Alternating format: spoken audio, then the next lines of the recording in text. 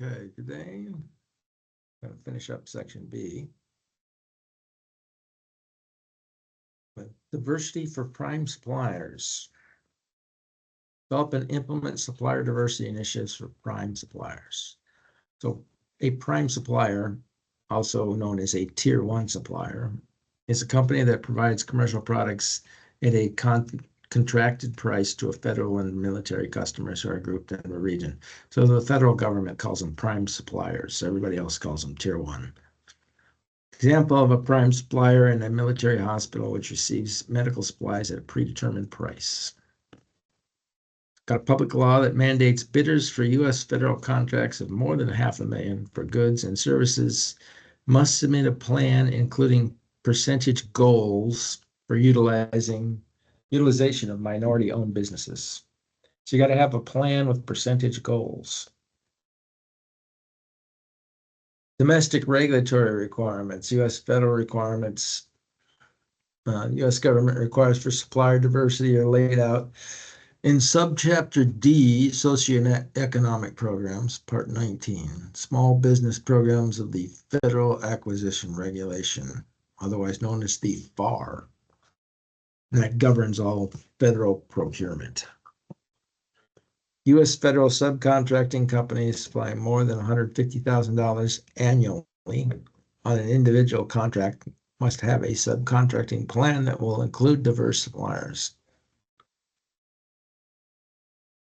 Some of the requirements from the FAR for subcontracting plan are things like submit the individual subcontract report, ISR, using the system. And it needs to be submitted on March 31st and September 30th, regardless of whether there's been any activity. It's always got to be submitted twice a year. You also have to submit one within 30 days after contract completion. And then we've got the individual subcontract report. We've got something called the summary subcontract report. Submitted semi-annual, the same as the ISR. Executive endorsement, supply management departments' goals and objectives should be developed at the most senior executive levels to ensure they are aligned with the overall strategic direction of the organization. Sourcing compliance requirements. So the economic importance of supplier diversity programs needs to be documented to the organization and the supplier community.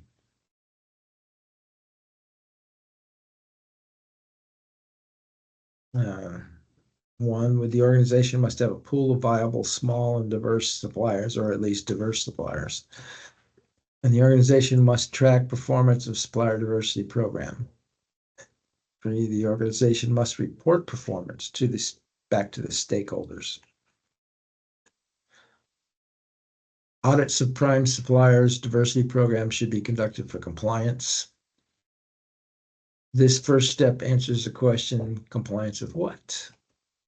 Usually it's organizational policies and procedures. If you're working in the government, you got other contract requirements and regulatory requirements. Prime supplier training. Many organizations require suppliers to participate in supplier diversity training sessions conducted either on-site or on the internet. And some organizations require suppliers to deliver such training to their employees on a periodic basis as a requirement to the contract. Multi-tier reporting. So it's important to not only establish and measure internal goals, but also goals pertaining to first and second tier suppliers. So a relevant goal would be the amount of spend. How much is your tier 1 supplier spending on it, and how much is their tier 1 spending on it? Ensure that the tier 1 supplier measures the diversity spend they have with their tier 2 suppliers. And that's the way you want to do it. You don't want to measure the tier 2 suppliers yourself. You want to direct your tier 1 suppliers to do it. All tier 2 supplier measures diversity spend with their tier 3, and so on down the line.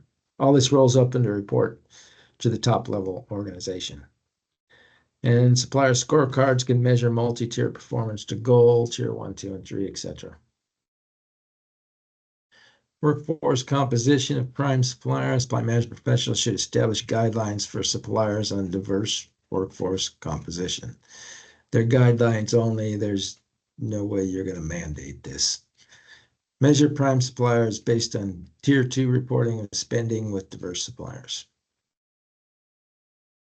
And the fundamental goal is to help ensure that there are consistent and equitable opportunities for new diverse suppliers within the supply chain. So this one here, you can mandate and report on. All right.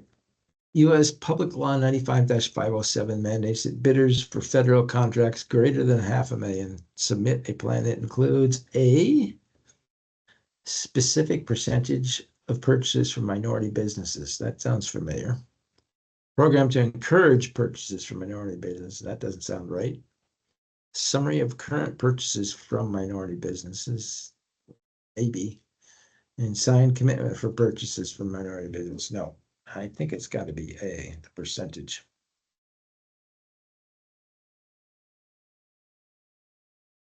A it is.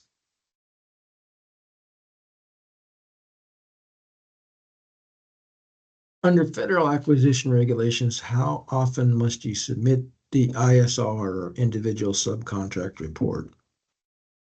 Only annual reports. I don't remember that. Monthly reports are required? No.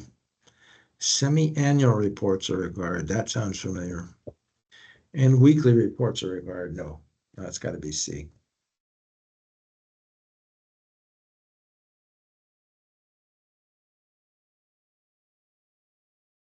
And C it is. All right, let's go get some questions. Or no, we got to do some summary first.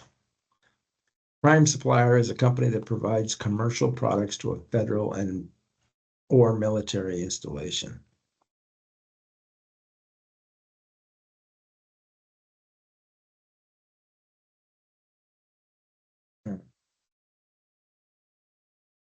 Supply management department's goals and objectives should be developed and then cascaded through the organization so all buyers have supplier diversity goals. And the economic importance of the supplier diversity program needs to be documented to the organization and the supplier community. It's important to not only establish and measure internal supplier diversity goals, but also have the goals pertaining to first and second tier suppliers. I disagree. You want them pertaining to first tier suppliers and then direct the first tier suppliers to have their own program.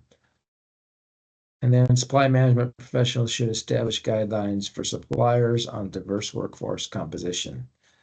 Yeah, guidelines is nice, but that's a touchy subject. All right, let's go look at some questions.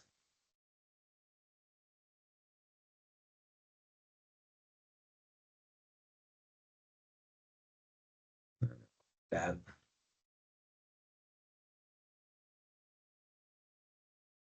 damn questions. We're on B6. All right, go ahead and start working the questions on your own. We'll go over answers shortly.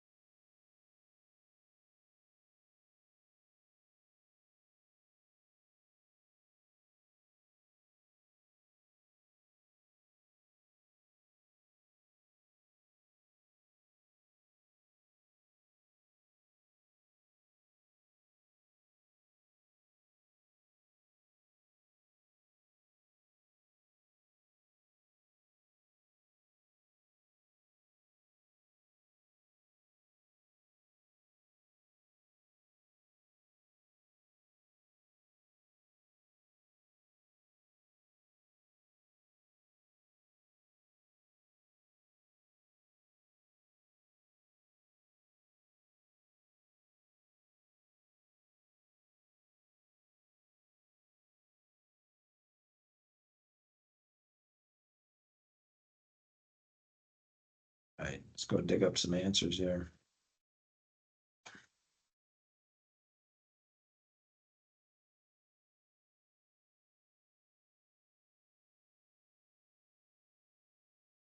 Oh, I don't want all this.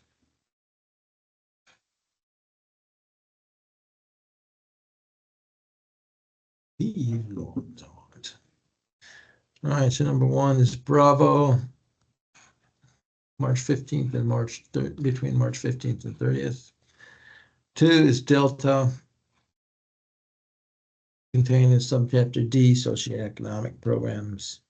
3 is Charlie. The FAR requires the contractor file the ISR within 30 days of completion. Contract completion. 4 is Delta.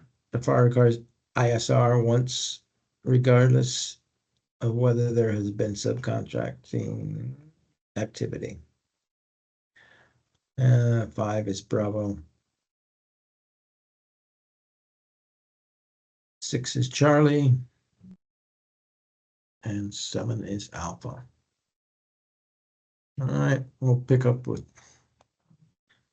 project management next.